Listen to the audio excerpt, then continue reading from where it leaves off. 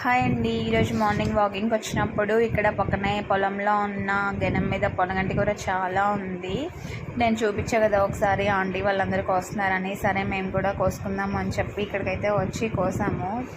ఆకుకూరల్లో ఎక్కువ పోషకాలున్న ఆకుకూర ఏది అంటే అది పొనగంటి కూరే అంట. దీంట్లో విటమిన్ ఏ చాలా పుష్కలంగా లభిస్తుంది. అలాగే ఇది మన కంటి చూపుని కూడా బాగా మెరుగుపరుస్తుందంట. వారానికి 2 సార్లైనా దీన్ని తినడానికి ట్రై చేయండి. నేనైతే దీంతో పప్పు చేశాను. కాడలు లేకుండా ఒక్కొక్క ఆకు కోసుకొని కడిగి పెట్టుకున్నాను. పచ్చిమిర్చి, టమాటా, ఆనియన్ కట్ చేసి పెట్టుకున్నాను. పప్పు కూడా ఉడికించి పెట్టుకున్నాను అనమాట.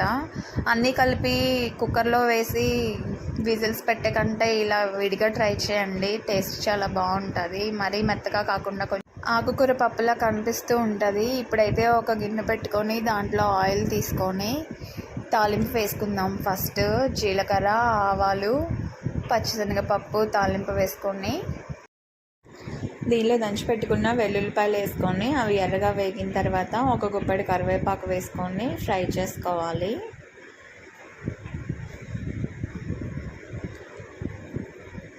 ఈ తాలింపు వేగిన తర్వాత దీంట్లో మనం ముందుగా కట్ చేసి పెట్టుకున్న ఉల్లిపాయలు, పచ్చిమిర్చి, టమాటాలు వేసుకోవాలి.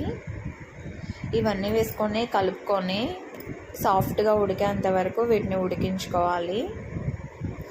ఉల్లిపాయ, టమాటా మగ్గిన తర్వాత దీంట్లో మనం ముందుగా కడిగి పెట్టుకున్న పొనగంటి కూర వేసుకొని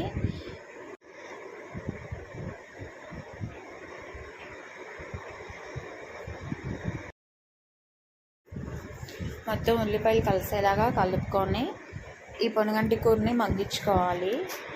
సాఫ్ట్గా అయ్యేంత వరకు మగ్గిన తర్వాత దీంట్లో మనం ఉడికించి పెట్టుకున్న పప్పు వేసుకోవాలి.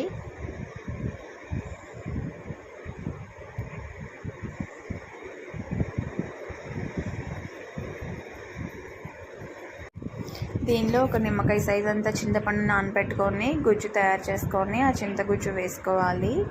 దీనిలో ఒక గ్లాస్ వాటర్ పోసుకొని ఒక 10 నిమిషాలు అలాగా పప్పు అంతా ఉడికేలాగా, ఆకు కూడా ఉడికేలాగా ఉడికించుకోవాలి. ఈ పప్పు ఉడికిన తర్వాత దీనిలో టేస్ట్కి సరిపడా ఉప్పు, కారం వేసుకొని కలిపెట్టుకొని ఒక 5 నిమిషాలు అలాగా సిమ్లో పెట్టుకొని ఉడికించుకుంటే పొనగంటి కూర పప్పు రెడీ. ఈ వీడియో మీకు నచ్చితే లైక్ చేయండి, నా ఛానల్ని సబ్స్క్రైబ్ చేసుకోండి, అలాగే మీ ఫ్రెండ్స్ అందరికీ షేర్ చేయండి. Thank you for watching. Bye bye.